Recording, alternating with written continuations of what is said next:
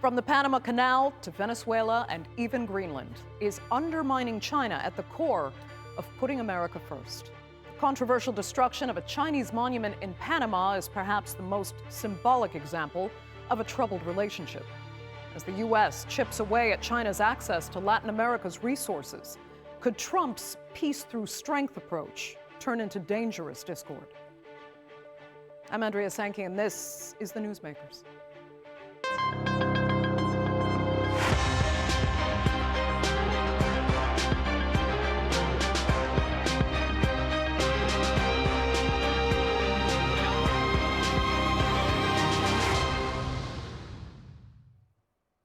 Well, a lot has been said about U.S.-China tensions over the past year, as everything from tariffs and trade to access and influence put the two global powers at odds. And perhaps nowhere are those tensions more evident than in Panama, where U.S. companies sought to buy out Chinese-managed ports near the entry points of the Panama Canal.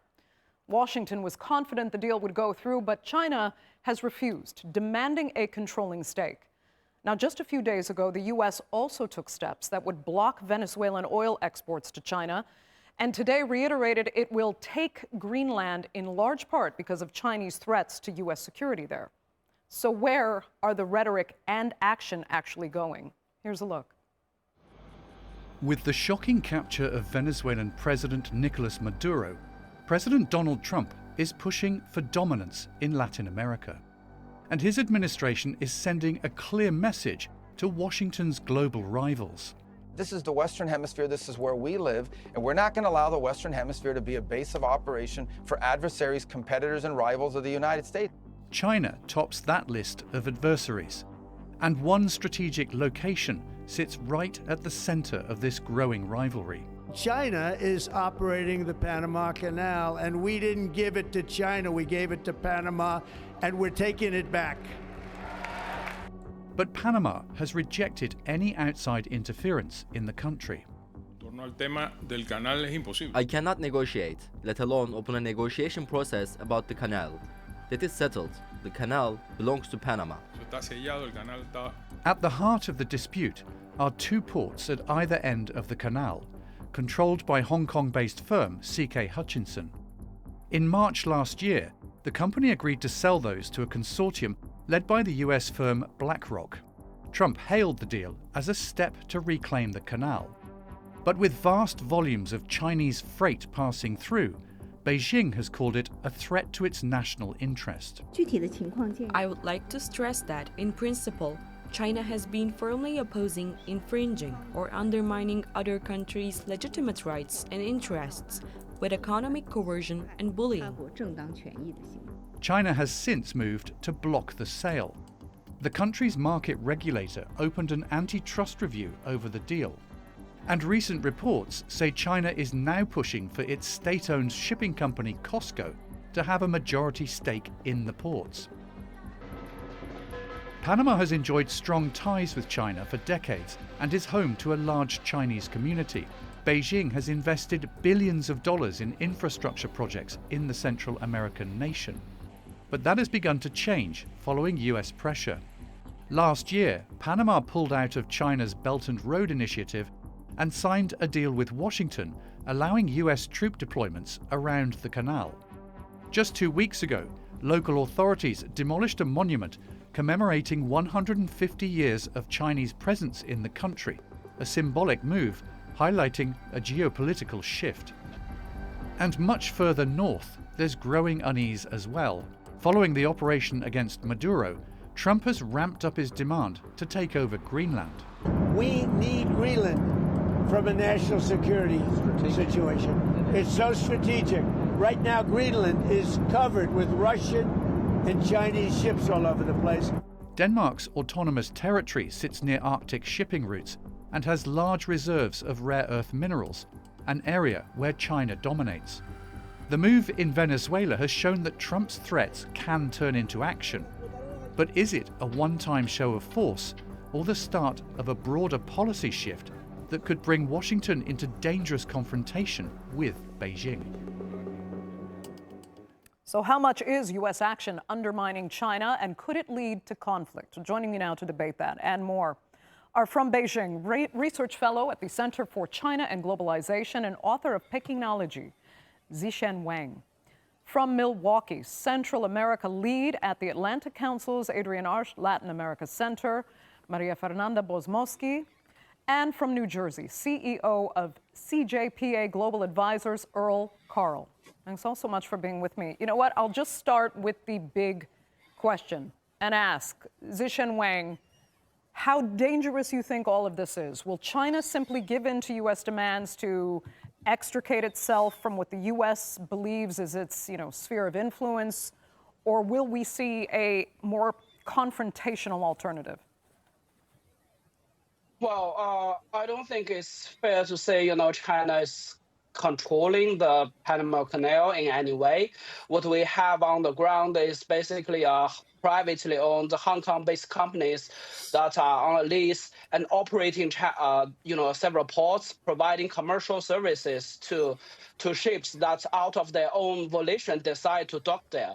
And there is no Chinese military, there is no People's Liberation Army. And everything has been going on very well. And even the U.S. government's its own assessment of, before President Trump takes office this time, that it was perfect, nothing was wrong. So I'm truly at a loss whether, how, Chinese Hong Kong-based private companies operating these ports is a threat to U.S. national security or, to U.S. interests in the region and its domestic interests. So what the U.S. has been trying to do is, in my opinion, and I think many in China agree with me, is that it's economic coercion. And Beijing is not going to, sit idly by that or just drop on its knees to conform to U.S. demands on that. Okay, Maria Fernanda, is it economic coercion, or does the U.S. genuinely see a security risk here as it's more being sold to the U.S. public? Well, I think that it's very clear from the national security strategy that just came out, was published in December of last year, that this Trump administration sees the Western Hemisphere as an intrinsical part of its homeland security. The two are interconnected, interlinked. I will say importantly as well, that national security strategy, to your question, Andrea, is also a commercial diplomacy strategy.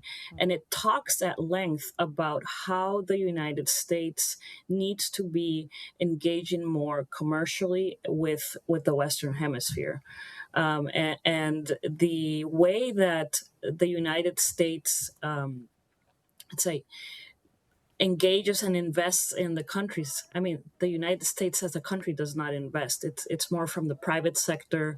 But the United States is Panama's largest trading partner. I think that this administration has really set its sights on engaging more commercially with the Western Hemisphere. Trade is just a means to a bigger end.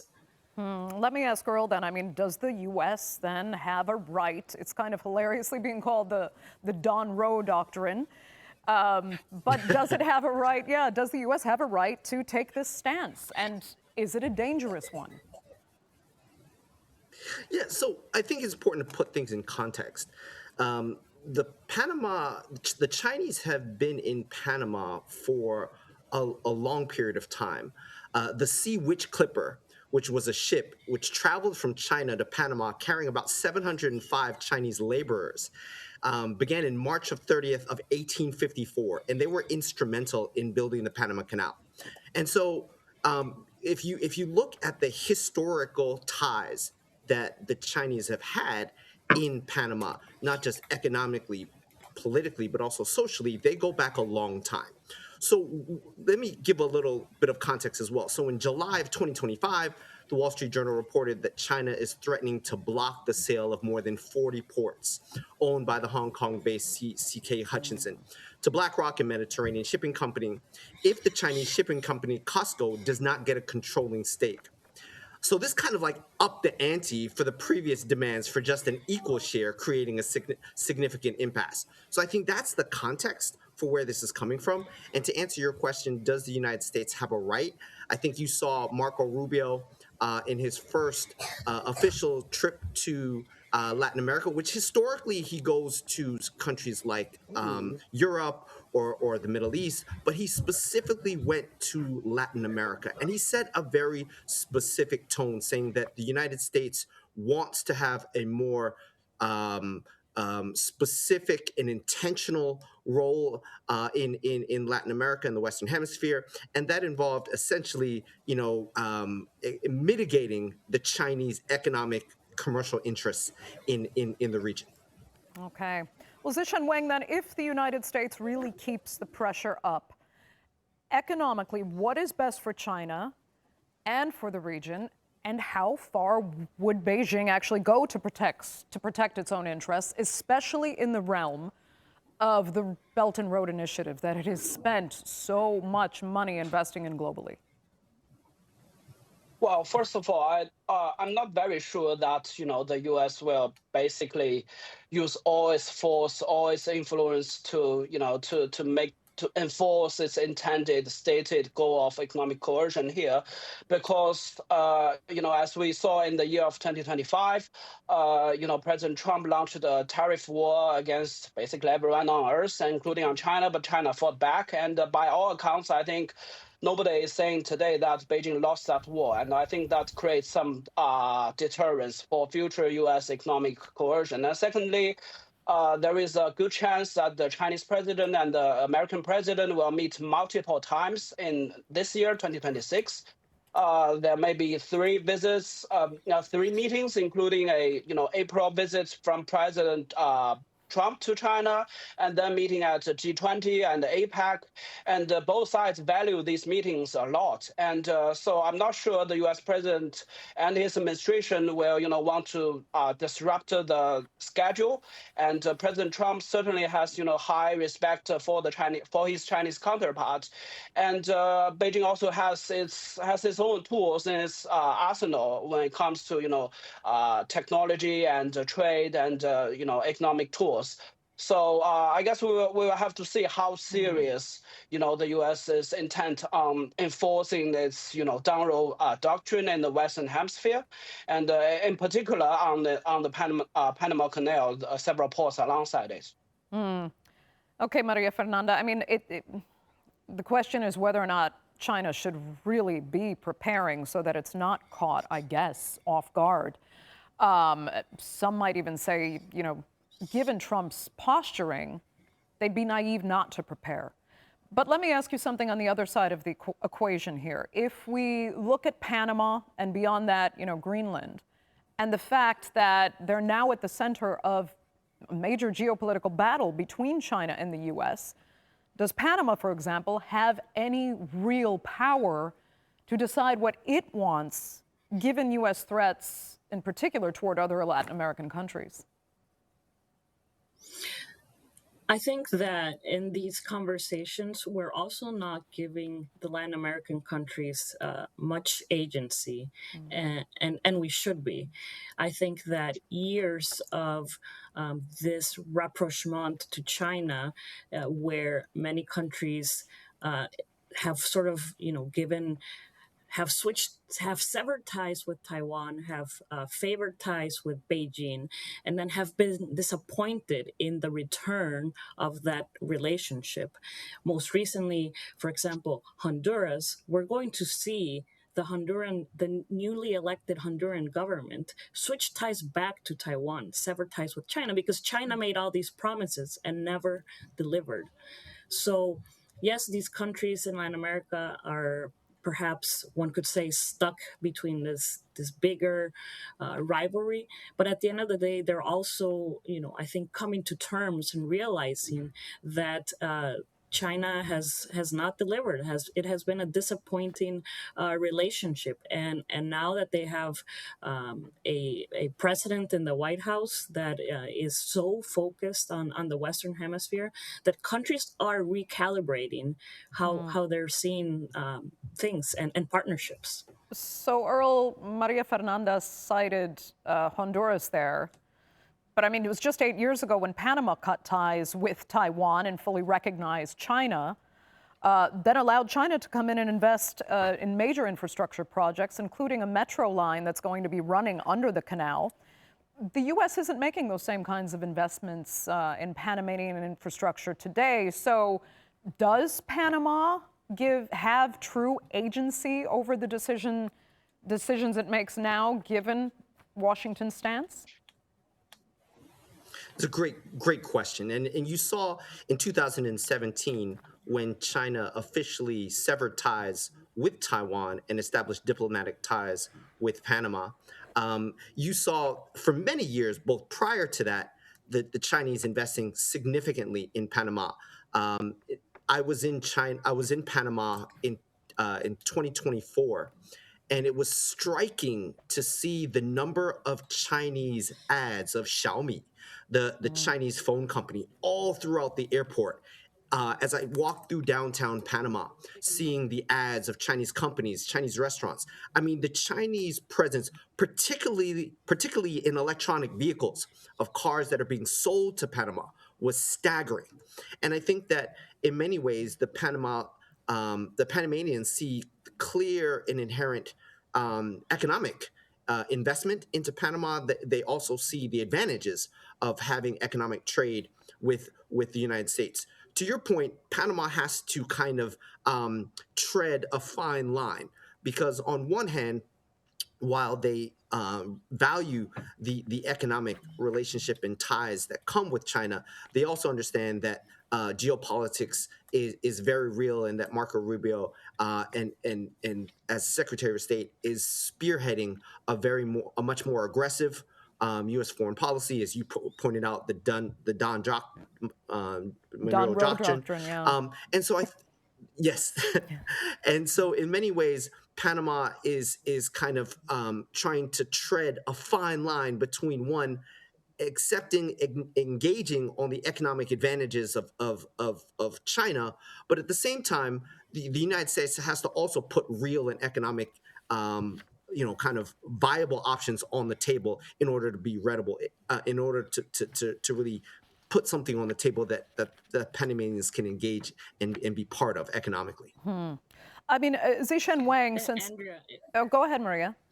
sorry, if I may also, let's remember that China can move faster because it uses state-driven infrastructure model. That's what the Belt and Road Initiative is. There's a policy direction, you have state-owned firms, you have state-linked financing. You don't have that on the United States side. The public finance tools are smaller, they're more constrained, more compliance-heavy. So, that kind of limits you to the kind of infrastructure investments that you could have from the United States. Yeah, fair enough, but that's not Panama's problem. I mean, if the Chinese find a way to invest and they're going to build the end product, Panama should have agency to decide that China is the better partner in that case. But let me go to Zishen Wang then, because you seem a bit more wait and see. It almost seems you're insinuating that China will have kind of patience in this. They're not rushing to war, conflict, or anything. I mean, is there a thought process then looming in the background for the Chinese that Trump's days in office are arguably limited? He would only have 3 more years left at this point. It's not worth going to any kind of armed conflict or escalating further because the days are somewhat numbered. I mean, a lot could happen in 3 years, to be fair, but still, if you say China's game is wait and see, is that how they are approaching this? Well, I think generally speaking, and Chinese leaders have repeatedly highlighted this internationally, including telling, successive U.S. presidents in person that China wants a peaceful world, wants a, economic globalization, wants to do business with everyone, including with the United States. So I don't think it is, or it will ever be Chinese intention to, challenge the United States to a conflict, much less an armed one. It's not in anyone's interest. And I think one thing that has been a little bit more comforting is that this administration has also, the Trump administration has also made it very clear it doesn't seek to have a war with China. And I think when it comes to Latin America, like China understands that's in the Western Hemisphere. That's a long way from Asia Pacific. That's like across the entire Pacific Ocean, and the Chinese kind of understand that the U.S. has its own concerns, has its own interests in the Latin America region, and China is not interested in challenging the U.S. leadership in that part of the world. But still, that doesn't mean sacrificing basic Chinese commercial interests over there over or because of something that's just not not threatening to the U.S. At all. I mean, we have to come back to the root of the problem. Is that the U.S. seems to think that the Hong Kong-based C.K. Hutchinson operating some ports, and that's somehow a threat to U.S. national security or U.S. commercial interests. But I really don't see how is that? Why is that? And with Chinese investment in Latin America, with economic investments over there, with trade over there, actually that could help Latin America build its economy. And yeah, I mean, let me ask Maria Fernanda that, because our view from Beijing there is that the U.S. just shouldn't have a problem with what China is doing. But the U.S. has also framed this in that they have a treaty with Panama, and Panama has actually violated that very treaty, because Panama was supposed to have control, and they say by the agreements it's made with China, they've given too much of a controlling stake to a Chinese company. So, yeah, go ahead. I mean, and there's another issue I'd like to ask you on that, but go ahead. So let's remember that the Panama Canal is operated by Panamanian engineers. They are the ones who operate the canal, the Panama Canal Administration, the locks and everything.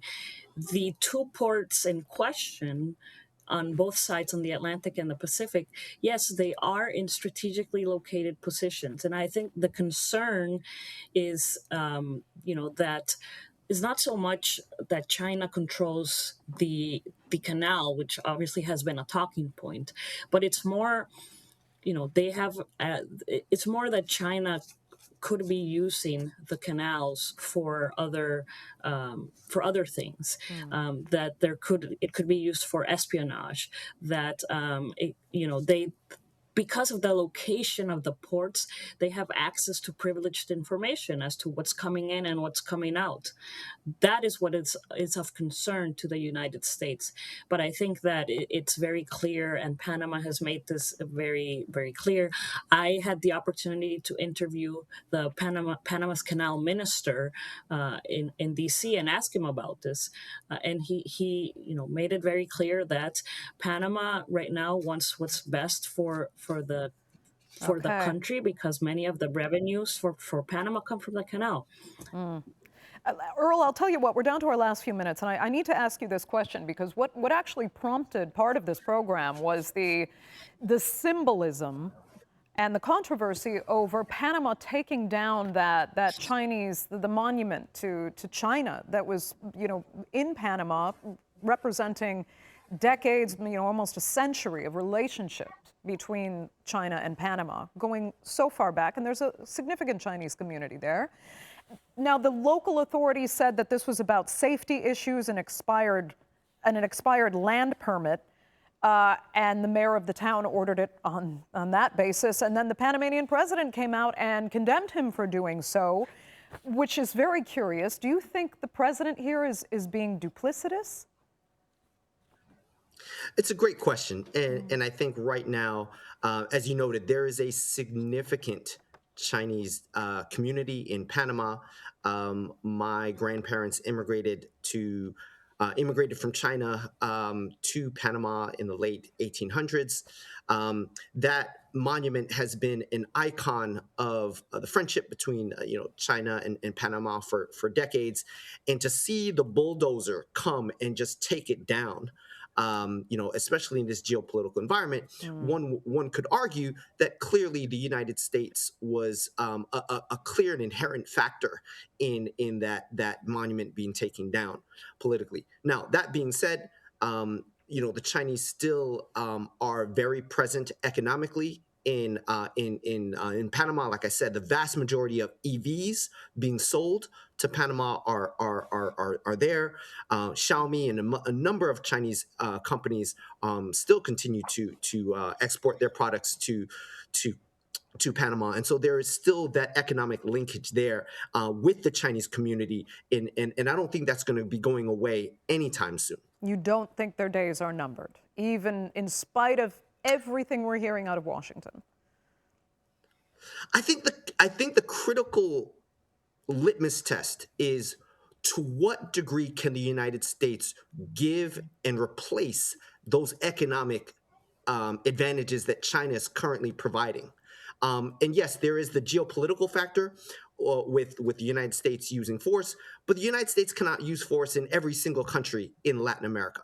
We understand that kind of imperial overreach is a hand that the United States doesn't want to play, and I think the Chinese are saying, "Look, let's wait and see. Let's see how things go." But I think economically, right now, the Chinese have an upper hand, and we'll see how long it can continue to play that hand. Okay, Earl, that will have to be the final word for this edition of the Newsmakers. I'd like to thank sincerely all three of my panelists so much for being with us, and our viewers for joining us as well. Remember, you can follow us on social media, and do be sure to subscribe to our YouTube channel. I'm Andrea Sankey. We'll see you next time.